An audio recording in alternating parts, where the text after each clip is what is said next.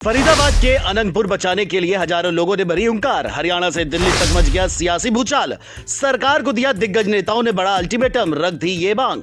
एक ही मंच से लगाई कांग्रेस आप के नेताओं ने दहाड़। गांव वालों की बने राकेश टिकैत आवाज। दिया ऐसा धाकड़ बयान, सोशल मीडिया पर छिड़ा अनंतपुर बचाने का अभियान। हरियाणा का अनंतपुर गांव जो फरीदाबाद की अरावली पहाड़ियों में बसा है, इन दिनों सियासत, संघर्ष और सिस्टम की सबसे बड़ी लड़ाई का मैदान बन गया है। क्योंकि एक गांव जिसकी उम्र 1200 साल से ज्यादा है, जहां की मिट्टी में इतिहास की गूंज है, आज उसकी पहचान खतरे में है। क्योंकि प्रशासन का बुलडोजर गांव के घरों पर मंडरा रहा है, जिसके खिलाफ हजारों लोगों ने एक सुर में इसे बचाने की आवाज उठाई है। दरअसल सुप्रीम कोर्ट का आदेश आया है कि यह वन क्षेत्र में अतिक्रमण है, लेकिन गांव वालों का सवाल है कि क्या इतिहास अतिक्रमण होता है। इसी सवाल को लेकर अब हरियाणा से दिल्ली तक सियासी हड़कंप बचा हुआ है। मगर अब वो हुआ है जिसकी उम्मीद सैनी सरकार को नहीं थी। जी हाँ, बता दें कि 13 जुलाई को अनंतपुर गांव को बचाने के लिए हजारों लोग महापंचायत में जुटे और ये कोई आम पंचायत नहीं थी। इस पंचायत में सौरभ भारद्वाज, दीपेंद्र हुड्डा, दुष्यंत चौटाला, राकेश टिकैत, महाबल मिश्रा, गुरदीप सप्पल जैसे दिग्गज नेता पहुंचे और एक सुर में सरकार को खुली चुनौती दे डाली कि अगर अनंतपुर पर बुलडोजर चला तो हम सब खड़े होंगे। आम आदमी पार्टी के दिल्ली अध्यक्ष सौरभ भारद्वाज ने कहा, जब किसानों ने 3 साल तक काले कानूनों के खिलाफ लड़ा और सरकार झुकी, आज अनंतपुर की लड़ाई भी वैसी ही है। लंबी होगी लेकिन जीत हमारी होगी। सौरभ ने दावा किया कि सरकार अपने फायदे के लिए अदालतों के फैसलों को पलट देती है। वहीं महापंचायत को समर्थन देने कांग्रेस से सांसद दीपेंद्र सिंह हुड्डा और कांग्रेस कार्य समिति के सदस्य गुरदीप सप्पल भी पहुंचे।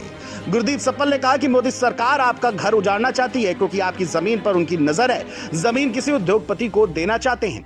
वहीं किसान नेता राकेश टिकैत ने महापंचायत को संबोधित करते हुए कहा, सरकार को लगता है कि गांव वाले चुप रहेंगे, लेकिन उन्हें किसान आंदोलन याद रखना चाहिए।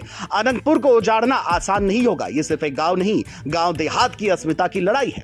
राकेश टिकैत का यह बयान सोशल मीडिया पर खूब वायरल हो रहा है। वही गांव वाले सरकार से सवाल पूछ रहे हैं कि क्या यह कानून गरीबों पर ही लागू होता है? क्या 1200 साल से रह रहे लोगों के पास रहने का कोई हक नहीं? क्या जंगल में बसे गांव वन क्षेत्र में होते हैं? वही अनंतपुर संघर्ष समिति के अध्यक्ष अतर सिंह और सलाहकार विजय प्रताप ने महापंचायत को संबोधित करते हुए कहा कि अनंतपुर एक ऐतिहासिक गांव है जो 12 साल से अधिक पुराना है और इसे वन क्षेत्र के नाम पर उजाड़ना न्याय है। विजय प्रताप ने अपने संबोधन में आरोप लगाया कि सरकार सुप्रीम कोर्ट के आदेश की आड़ में ग्रामीणों के घरों को तोड़ रही है, जबकि गांव वासी सदियों से यहाँ रह रहे हैं। देखा जाए तो अनंतपुर संघर्ष अब गांव की सीमा से बाहर निकल चुका है। अब सिर्फ एक गांव ही नहीं रहा, ये एक लड़ाई का प्रतीक भी बन गया है। आज अनंतपुर की मिट्टी पर जो लड़ाई लड़ी जा रही है, वो कल आपके गांव, आपकी गली, आपके घर तक भी पहुंच सकती है, जिसके लिए सभी लोग एक साथ आए हैं।